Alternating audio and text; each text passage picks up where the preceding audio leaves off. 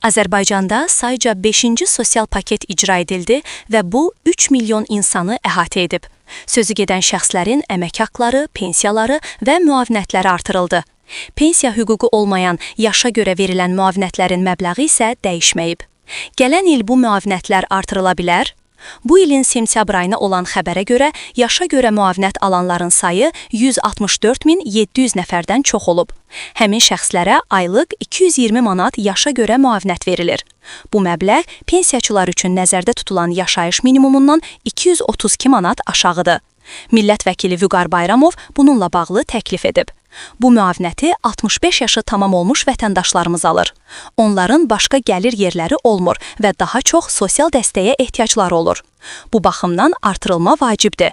Büdcə və mövcud imkanlarımız yaşa görə müavinətin məbləğinə baxılması və artırılmasına imkan yaradır. Bununla bağlı təkliflərimizi təqdim etmişik. Dövlət qurumları tərəfindən məsələnin araşdırılmasını və addımlar atılmasını məqsədə uyğun hesab edirik.